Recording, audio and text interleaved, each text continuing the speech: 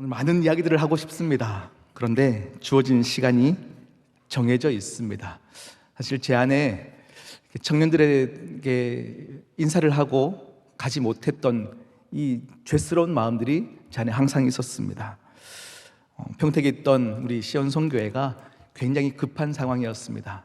우리 교인들이 홀로 남아서 교역자가 한 명도 없는 상황이었고 굉장히 급하게 가야 되는 상황이었기에 우리 청년들에게 인사를 다 하지 못하고 급히 가게 되었던 것이 너무 가슴에 죄처럼 남아 있었습니다.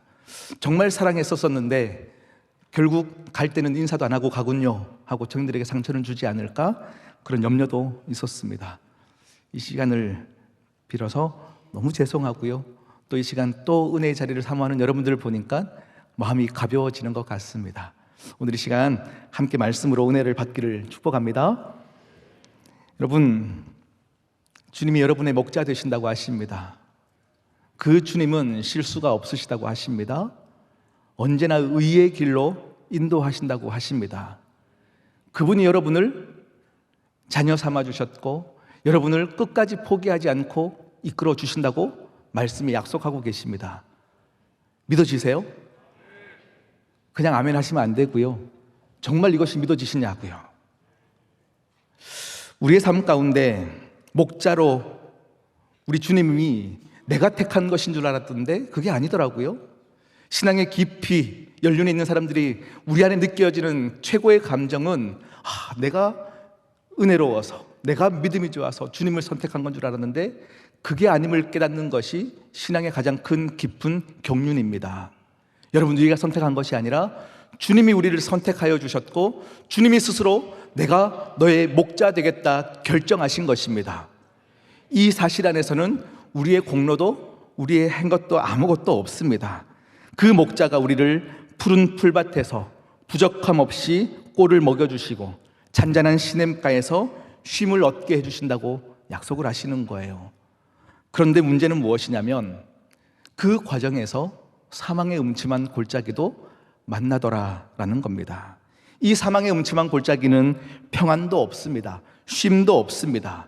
그러니까 항상 우리를 의의 놀라운 인도하심 가운데서 푸른 풀밭만 있는 줄 알았는데 사망의 음침한 골짜기가 존재하다 보니 이 상충된 두 가지 모습, 이것이 우리의 인생이고 우리의 삶이더라라는 겁니다. 여러분, 인생은 항상 푸른 초장만 펼쳐지지 않더라입니다. 사망의 음침한 골짜기를 지날 때도 있습니다. 이 세상에 낮과 밤이 있는 것처럼 우리의 인생도 푸른 풀밭이 있는 반면에 사망의 음침한 골짜기를 지나야 될 때도 있습니다. 목자들은 항상 양떼를 이끌고 싱싱한 꼴을 찾아 주기적으로 이동합니다. 그 과정에서 반드시 지나쳐야 되는 곳이 있는데 좁고 거칠고 험하며 햇빛이 들지 않는 어두운 골짜기를 지날 때도 있습니다. 우리의 인생이 마찬가지죠. 그런데 여러분, 목자의 의도는 무엇입니까? 우리에게 좋은 걸 먹이기 위해서 그 시간들을 지나게 하신다라는 겁니다. 그 사망의 음침한 골짜기에는요, 갑자기 내린 비로 인한 급류, 절벽과 낭떠러지, 많은 맹수들의 위협, 이런 것이 있는 것이 사망의 음침한 골짜기예요. 우리 인생 가운데 그 지금 현재 음침한 골짜기에 계시는 분들도 분명히 있을 줄 알아요. 그런데 여러분, 힘내십시오. 오늘 이 말씀은 여러분의 인생 가운데 하나님이 작정하시고 이 일을 이루어내겠다 하시면서 주시는 선물이 되어집니다. 할렐루야. 여러분, 이 다윗의 인생도 마찬가지입니다. 목동으로 있으면서 양을 칠 때 아름답게 하프를 켜면서 여호와는 나의 목자 찬양을 할 때만 있었던 것이 아닙니다. 항상 예배자의 모습으로 살 수 있었던 것은 아닙니다. 그는 왕이 되려고 노력하지도 않았습니다. 어느 날 사무엘이 와서 기름 붓고 네가 왕이 될 것이다 했는데 처음에는 좋을 줄 알았어요. 그런데 어느덧 골리앗을 이기고 났더니 백성들이 사울은 천천히요 다윗은 만만히요 소리 때문에 평생 도망자의 인생, 쫓기는 인생을 살았습니다. 밧세바와의 간음을 통해서 자신의 아들이 죽게 되어지는 아픔도 겪었습니다. 그리고 아들 압살롬에 의해서 궁중에 쫓겨나 또 도망자의 삶을 사는 다윗의 인생을 보면 그도 사망의 음침한 골짜기의 인생이 참 많았습니다. 여러분, 그럼에도 불구하고 다윗이 뭐라고 표현하냐면 내가 사망의 음침한 골짜기에 있을 때도 해를 두려워하지 않는다라고 말씀하고 있어요. 해를 두려워하지 않는다. 이유는 주님이 나와 함께 하시고 있기 때문이다라고 말씀하고 있어요. 여러분, 하나님은 우리의 문제보다 크신 분이십니다. 그 하나님께서 여러분을 선한 방법으로 사망의 음침한 골짜기에서 인도하십니다. 여러분의 지금까지 살아왔던 인생들을 한번 돌아보십시오. 하나님이 나와 함께 하시다. 이게 느껴졌던 때는 언제냐면 사망의 음침한 골짜기 같은 때에 하나님의 함께 하심을 가장 많이 느낄 수 있을 것입니다. 주의 지팡이와 막대기로 우리를 안위하셨고 우리를 끝까지 인도하신 분이 주님이십니다. 그러하기에 여러분, 문제가 큰 것은 문제가 안 됩니다. 사망의 음침한 골짜기가 문제가 아닙니다. 이 세상을 창조하시고 나를 위해 죽으신 그 주님이 나와 함께 하신다는 사실을 잊어버리는 순간 그것이 가장 큰 문제입니다.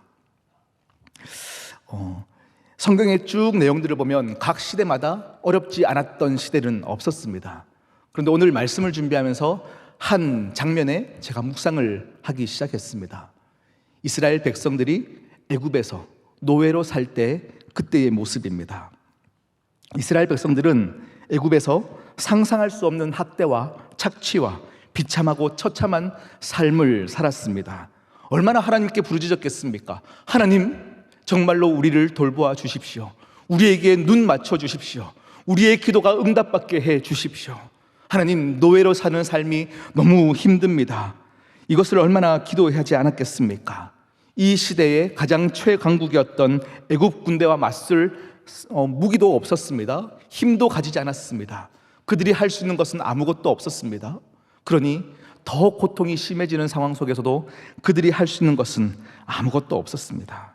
그런데 이스라엘 백성들이 애굽에 머물러 있은 그 상황 가운데 하나님께서 그냥 침묵하신 줄 알았는데 그게 아니더라라는 거예요. 오늘 말씀에 들어가기 전에 제가 여러분에게 먼저 권하고 싶은 말씀이 있습니다. 여러분, 하나님은 계획이 있으신데요, 애굽에서 우리를 이끌어내실 그때에 애굽에서 일단 우리가 떠나야 약속하신 가나안 땅에 들어갈 수 있습니다. 하나님이 약속하신 그 유업을 받는 곳에 가기 위해서는 반드시 이스라엘 백성들이 애굽에서 나와야만 합니다. 이스라엘에게만 애굽이 있는 게 아니에요. 여러분의 인생에도 애굽과 같은 상황들이 참 많습니다. 두려움과 염려와 걱정과 많은 과거의 상처들과 수치들, 여러분 얼마나 많습니까? 거기에 매몰되어 있어서 예배 드릴 수 없는 이유를 찾아가는 것이 아니라 그곳에서 떠나야, 애굽에 머물러 있지 않고 떠나야 우리는 하나님이 약속하신 그 땅으로 갈 수 있습니다. 오늘 제가 주일 설교를 준비하면서 여러분에게 이 말씀을 꼭 드리고 싶었고 기도하면서 준비했던 것이 바로 그것입니다. 2024년 올해 모든 뉴스송들과 여러분의 모든 삶 가운데 과거의 상처와 죄악과 두려움과 어두움으로부터 다 일어나 하나님의 약속대로 가기로 결정하시고 결단하시며 은혜가 여러분의 인생 가운데 있기를 진심으로 축복합니다. 여러분, 오늘 이 출애굽하는 사건들을 함께 보기를 원하는데요, 출애굽기 1장 1절 말씀을 우리 함께 자막을 통해 보겠습니다. 함께 읽겠습니다. 시작.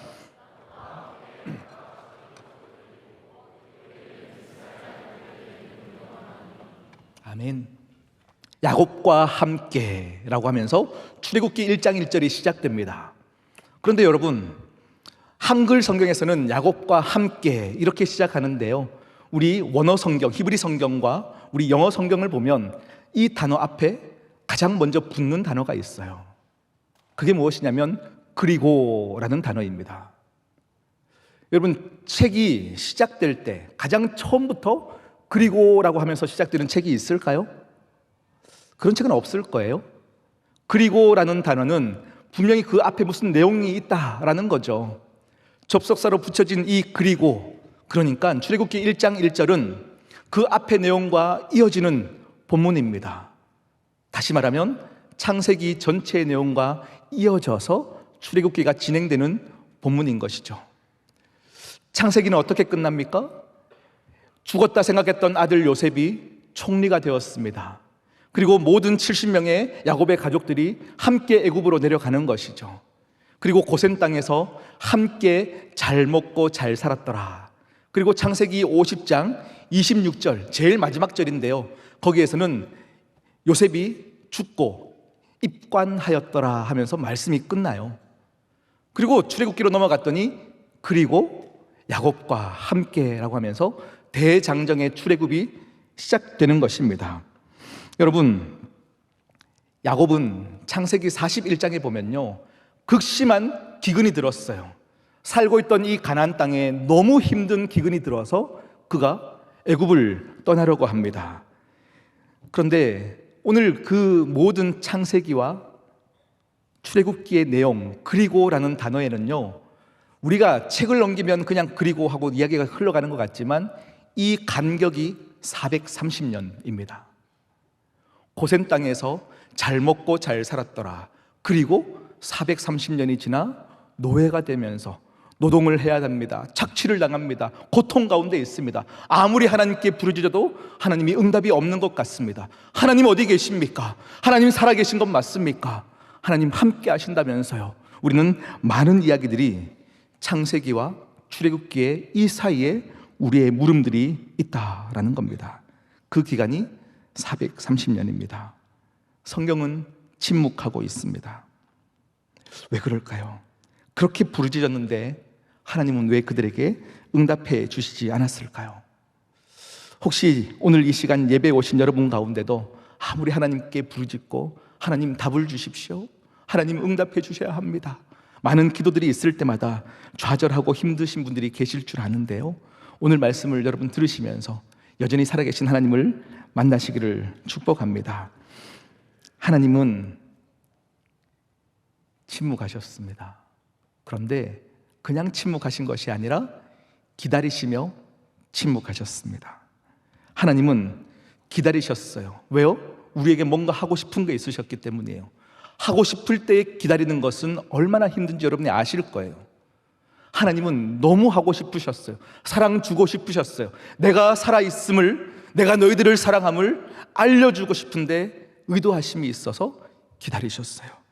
우리가 받기 위한 우리보다 주시기 위한 하나님의 기다리심이 더 힘드셨음을 성경은 이야기하고 있습니다. 그것을 보기 위해서 첫 번째 보아야 될 성경 본문이 있습니다. 창세기 46장 2절 3절 말씀입니다. 함께 읽겠습니다. 시작. 그 밤에 하나님이 이상 중에 이스라엘에게 나타나 이르시되 야곱아 야곱아 하는지라.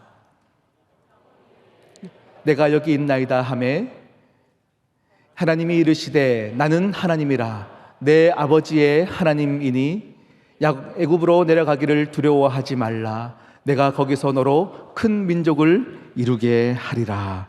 아멘. 오늘 이 장면은 어떤 장면이냐면요, 기근이 들었어요. 너무 살기 힘들어졌어요. 야곱이 이제 가나안 땅에서 애굽으로 내려가려고 막 생각할 쯤에 하나님이 찾아오신 거예요. 야곱아 야곱아 애굽에 내려가기를 두려워하지 말라. 내가 너와 함께 할게. 그곳으로 내려가라 말씀하신 겁니다. 여러분에게 질문할게요. 야곱이 70명을 데리고 애굽으로 내려간 것은 야곱의 결정입니까? 하나님의 결정입니까? 다시 읽을까요? 하나님이 허락하신 겁니까? 무엇입니까? 하나님이 허락하신 거예요. 하나님이 가라 명령하신 겁니다. 야곱아 내려가는 것을 두려워하지 마라. 내려가라. 내가 너와 함께 할 것이니 내려가라 말씀한 겁니다. 그러니 야곱이 도망치듯 간 것도 아닙니다. 본인의 선택으로 간 것도 아니고 실수도 아닙니다. 하나님이 가라고 하셔서 간 것입니다. 그런데 하나님이 애굽으로 내려가라 할 때 분명한 목적이 있으셨어요. 오늘 읽었던 본문에서 나오는데 그 목적이 뭐냐면 내가 너로 큰 민족을 이루게 하겠다. 하나님의 목적이 있으셨던 겁니다. 70명의 가족들을 데리고 내가 너로 큰 민족을 이루게 하기 위해서 애굽으로 보내겠다.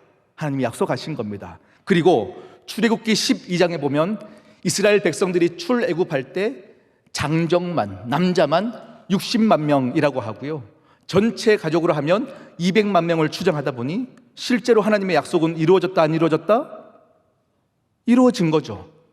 70명에서 시작해서 200만 명의 대장정을 이루게 되었으니까 하나님의 뜻은 이루어진 겁니다. 그런데 제가 말씀을 준비하면서 두 가지 질문이 생겼어요. 첫 번째 질문은 이겁니다. 그래, 하나님, 70명의 가족들을 데리고 200만 명이 되었으니까 하나님의 뜻이 이루어졌군요. 그런데 굳이 애굽에 가서 일하셨어야 했습니까? 잘 살고 있던 가나안 땅에서 70명이 200만 명이 되면 안 되는 것입니까? 이런 질문이 저 안에 생겼어요. 여러분, 이거에 대한 답은 고대 근동의 역사를 보면 우리가 대답을 해주고 있습니다. 여러분, 가나안에는 우리가 항상 가나안에 몇 족속이 살까요? 할 때 가나안의 7족속이라고 많이들 이야기하십니다. 가나안 땅에는 7족속이 살았습니다. 헷 족속, 우리 세계사에는 히타히트라는 족속입니다. 두 번째는 히위 족속, 가나안 족속, 아모리 족속, 여부스 족속, 브리스 족속, 기르가스 족속, 이렇게 7족속이 살았습니다. 모세가 여호수아와 함께 가나안 땅에 들어갈 때는 7족속이었습니다. 그런데 그 앞서 수백 년 전에 하나님께서 야곱에게 가라 할 때는요, 5족속이 살았어요. 5족속. 그때 살았던 족속은 M 족속입니다. 호리라는 족속입니다. 르바임, 아낙 자손, 삼순밈, 이렇게 5족속이 살았대요. 이거 이름은 다 외우시지 않으셔도 돼요. 그런데 이 5족속은 정말로 잔인했고 두려웠던 민족이었습니다. 그래서 많은 사람들이 주위에서 너희들은 너무 잔인하기 때문에 두려움의 존재야, 너희들은 M이라고 부를 거야 해서 M 족속이 될 만큼 굉장히 무섭고 잔인했던 족속들이 이 가나안의 5족속입니다. 그들이요, 5족속으로 살다가 어느 날 싸움이 일어납니다. 그러다 보면 3개 족속으로 줄어듭니다. 그러다가 어느 날 그들이 화평하면 10개 족속으로 늘어나는 거예요. 7족속이 되었다가 10족속이 되었다가 3개 족속이 되었다가 7족속이 되었다가 그들의 인생 가운데 계속 그렇게 합쳐졌다가 반복되어지는 이 인생이 430년 동안 계속 일어나는 겁니다. 그러다 보니 7족속이지만 그들이 쓰는 언어는 다 비슷비슷했고요, 그들의 혈색도 비슷했고 그들이 가치관도 비슷했습니다. 그런 인생들이 가나안의 7족속입니다. 다시 여러분들에게 질문해 볼까요? 만일 하나님께서 야곱의 70명의 가족들을 계속 가나안 땅에 두셨다면 어떻게 되셨을까요?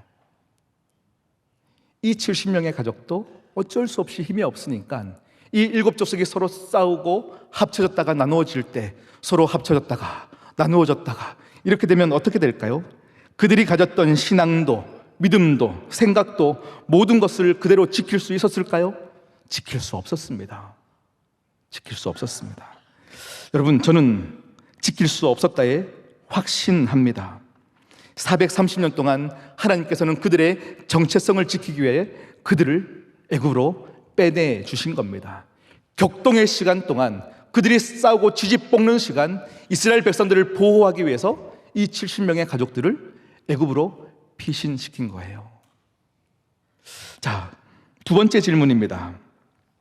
네, 하나님, 격동의 시간 동안 이스라엘 백성들을 보호하기 위해서 그들을 빼내신 거군요. 좋습니다, 하나님. 그렇다면 애굽에서 좀 인간답게 살면 좋았을 텐데 노예의 인생을 살아야 했습니까? 그렇게 힘들어야 했습니까? 이 질문입니다. 200만 명이 되면 뭐합니까? 큰 민족을 이루면 뭐합니까? 노예로 착취당하고 힘들게 살아가는데 왜 이렇게 고난을 주시는 겁니까? 이 질문이에요. 여러분, 이 질문에 대해서는 창세기 46장 34절이 오늘 우리에게 답을 주고 있습니다. 자막을 통해서 함께 읽어보겠습니다. 시작. 당신들은 이르기를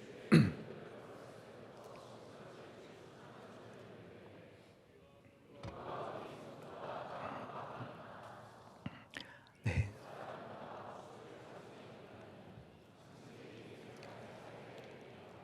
아멘. 애굽 사람들은 목축업을 하는 사람들을 가증히 여겼대요. 이스라엘 백성들은 소와 양을 먹이는 목축업을 하는 민족들이었습니다. 그러니 애굽에 왔을 때 그들이 서로 합해져서 얘들아 너희들 잘 왔다, 너희들을 환영한다 하고 함께 살았으면 더 좋았을 텐데 그들이 목축업을 하는 사람들을 가증히 여겼기 때문에 그들을 한 곳에 모아서 따로 살게 한 겁니다. 그 땅이 고센 땅이죠. 그 땅에 살면서 그들을 계속 가증히 여기는 겁니다. 오늘 제가 이 말씀을 보는데 와, 하나님의 역사하심이 너무 크다를 느끼는 겁니다. 만일 애굽 사람들이 이스라엘 사람들을 너무 좋아했다면, 그래서 함께 살기를 원했고 그 아들들과 딸들이 함께 계속 결혼하면서 살았다면 430년의 시간이 지나 출애굽할 때에 이스라엘 백성들을 출애굽할 수 있었을까요? 하나님께서 목적이 있어서 애굽 땅에서 하나님께서 건져내시고 약속하신 가나안 땅으로 갈 때에 그들이 아멘 하면서 애굽을 나올 수 있었을까요? 나올 수 없었을 것입니다. 하나님께서 이스라엘 백성들로 말미암아 애굽 사람들에게 호위 받지 못하게 하심으로 그들을 보호하셨습니다. 그들을 사랑받지 못하게 하심으로 하나님은 그들을 지켜주고 계셨습니다. 이것이 보호였음을, 이것이 사랑하고 있음을 누가 알 수 있겠습니까? 하나님은 하나님의 뜻 가운데 그들을 계속 보호하시면서 기다리고 계셨던 것입니다. 하나님은 그의 백성 이스라엘을 특별한 장소에서 특별한 방법으로 지키시고 보호하고 인도하고 계셨습니다. 이 70명이 200만 명이 될 때까지 왜 응답이 없었습니까? 라고 우리는 얘기합니다. 왜요? 하나님의 방법을 모르기 때문입니다. 그럼에도 불구하고 하나님은 끝까지 기다리면서 하나님의 계획을 이루어 가셨습니다. 그러므로 여러분, 함부로 말하면 안 됩니다. 하나님 왜 나를 버리셨습니까? 라고 얘기할 수 없습니다. 하나님 왜 나를 외면하십니까? 아무리 부르짖어도 응답이 없으신 것입니까? 라고 말할 수 없는 것입니다. 하나님은 절대 우리를 버리시지 아니하십니다.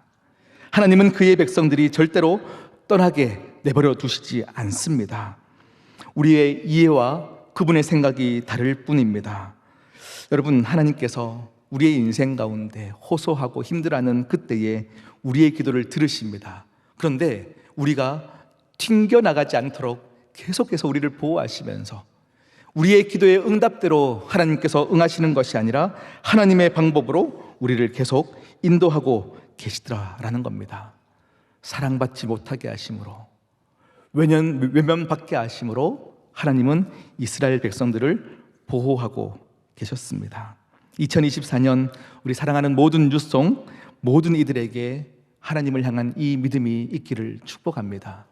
아무리 봐도 이해가 되지 않습니까? 왜 우리를 버려두셨습니까? 이 격변의 시간 아무리 응답을 구하며 부르짖어 기도하는데 하나님 어디 계신 것입니까? 라고 할 때 하나님은 그곳에 계셨습니다. 애굽으로 내려가려는 야곱이 하나님께서 말씀하셨죠. 다시금 기억해 볼까요? 애굽에 내려가는 것을 두려워하지 마라. 내가 너와 함께 하겠다. 너로 큰 민족을 이루게 하겠다. 말씀하시는 겁니다. 다시 말하면 430년 동안 너무 힘들게 노예 생활하며 하나님이 느껴지지 않았던 그때에 하나님은 그곳에서 함께 울고 계셨습니다. 하나님이 우리와 함께 그곳에서 고통당하고 계시면서 우리를 계속 보호하고 계셨던 것입니다. 학대받는 그 자리에서 하나님께서 함께 오시다가 때가 되매 권능의 손을 드시고 하나님은 우리를 인도하시더라라는 겁니다. 하나님께서 옳은 길로, 선한 길로, 의의 길로 우리를 끝까지 인도하고 계시더라라는 겁니다. 그때를 기다리십시오. 우리는 모릅니다. 그때를 모릅니다. 그래서 하나님, 그때를 빨리 주셔야 합니다. 지금 하셔야 됩니다. 지금입니다라고 우리는 때를 쓰지만 하나님은 절대 서두르지 않으십니다. 하나님께서는 하나님의 때에 맞춰서 조급하지 않게 우리를 붙잡아 주시며 하나님께서 인도해 주시더라라는 거예요. 그 과정에서 필요한 것이 믿음입니다. 지금 이해되지 않아도 하나님 믿습니다. 사랑받지 못하게 함으로 나를 지켜주고 계심을 믿습니다. 이 믿음이 우리 가운데 있기를 축복합니다. 중국이 낳은 위대한 소설입니다. 1921년도에 쓴 소설인데요. 아큐정전이라는 책입니다. 이 아큐정전이라는 책은요, 우리나라에서도 굉장히 사랑받았던 책이고요. 이 소설의 내용은 이렇습니다. 주인공 아큐라는 사람이 있습니다. 날마다 하루하루 날품팔이로 근근히 살아가는 사람입니다. 그런데 근근히 번 돈마저도 술과 도박으로 다 탕진해버리는 사람이었습니다. 그러다 어느 날 신의 혁명을 일어나고 혁명군인 척하면서 인생의 로또를 기대했습니다. 역전을 꿈꾸며 살았지만 그마저도 여의치 않게 돌아갑니다. 그러던 어느 날 강도 사건을 만났는데 연루되었는데 본인이 하지 않은 일에 억울하게 본인이 한 것처럼 죽임을 당하는 것입니다. 그렇게 소설은 끝납니다. 그런데 왜 이 소설이 사랑을 받았냐 하면 이 아큐라는 인물의 일관성 때문입니다. 아큐는 주변 사람들에게 항상 괴롭힘을 당하는 사람입니다. 불량배들에게 돈을 뺏기고 정말로 힘든 인생을 살았습니다. 그런데 그 마음의 중심에 항상 일관된 태도가 있었어요. 어떻게 사람이 사람을 괴롭히고 돈을 뺏을 수 있어? 나를 괴롭히는 저 사람은 분명히 사람이 아니야. 동물일 거야. 그러니 동물에게는 내가 대꾸할 필요 없어 하면서 돈을 다 뺏기는 거예요. 그렇게 괴롭힘을 당하는 거예요. 그러다가 죽게 되어지는 내용입니다. 이 소설은 아큐라는 인물을 통해서 이 작가 류신이라는 사람이 드러내고 싶었던 것이 있습니다. 뭐냐면 중국인들 가운데 깊이 뿌리 내려오는 깊은 병폐를 고발하고 싶었던 것입니다. 이것을 사자성어로 존이불론입니다. 존재하지만 논하지 않는 것, 존이불론입니다. 예를 들면 이런 겁니다. 어느 나라에 기근이 들었습니다. 몇 년 동안 온 백성들이 빡빡한 삶을 살고 먹기 힘들어졌습니다. 그러니 도적들이 들끓습니다. 모든 사람들이 원성이 자득합니다. 그런데 신하들은 임금의 눈치만 보면서 백성들의 원성을 전달해 주지 않습니다. 기근이 찾아왔고 도적이 들었음에도 불구하고 세금을 감면해달라는 소리도 임금에게 전달해 주지 않습니다. 그러니 임금은 그 어려운 상황을 모르는 거예요. 기근이 들었으나 논하지 않는 겁니다. 도적이 있으나 말하지 않는 겁니다. 백성들이 고통을 당하고 있으나 논하지 않는 겁니다. 이게 존이불론입니다. 그러면 임금이 어떻게 됩니까? 말하지 않았으니 나는 모르는 거예요. 그러니 매일매일 궁궐에서 술판이 벌어지는 겁니다. 흥청망청 먹고 지냅니다. 나라가 망합니다. 1921년 20세기 초반 중국이 바로 그런 모습이었음을 류신 작가가 고발하고 있는 겁니다.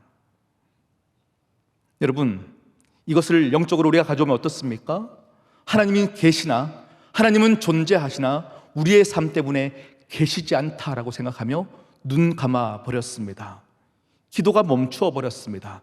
내 상황이 너무 힘들어서 하나님은 없다 얘기합니다. 그러다가 어느 날 하나님이 안 계신 것처럼 살아가는 것이 우리 인생이더라라는 겁니다. 이스라엘 백성들의 430년의 시간이 우리의 인생입니다. 여러분, 하나님은 살아계십니다. 하나님이 언제나 여러분을 지켜주고 계십니다.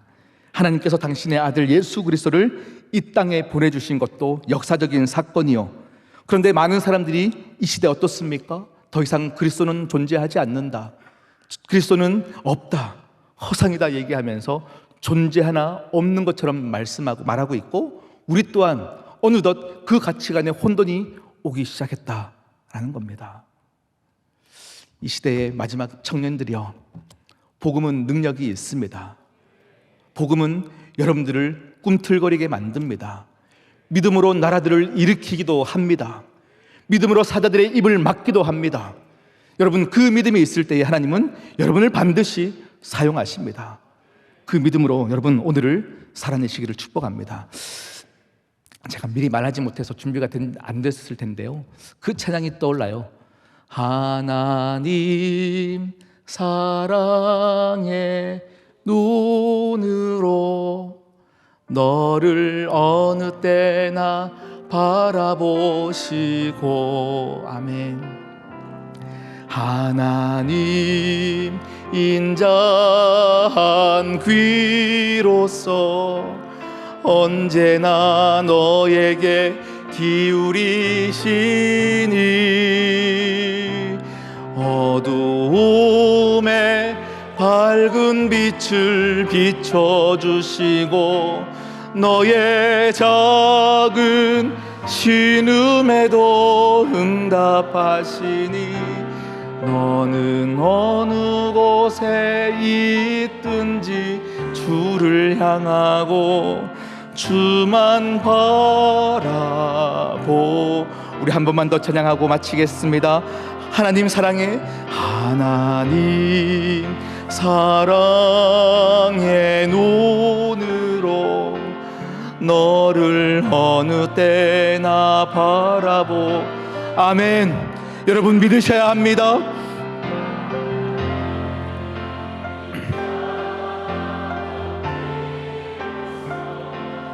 언제나 너에게 기울이시니 어두움에 밝은 빛을 비춰주시고 너의 작은 신음에도 응답하시니 너는 어느 곳에 있든지 주를 향하고 주만 바라볼지라. 우리 시간은 함께 기도하시겠습니다. 여러분, 하나님께서 여러분을 호위하시지 않음으로 지켜주셨다고 합니다. 사랑받지 못하게 하심으로 여러분을 인내하시면서 기다리셨다고 하십니다. 여러분, 우리에게 필요한 것은 믿음입니다. 이 시간 성령님, 이 시간 우리 가운데 믿음을 주셔서 이 기다림의 시간 동안 하나님의 뜻하심 가운데 기다리게 하여 주시고 하나님의 인도하심 가운데 순종하며 나아가는 저와 우리 모든 여러분들 되기를 진심으로 축복합니다.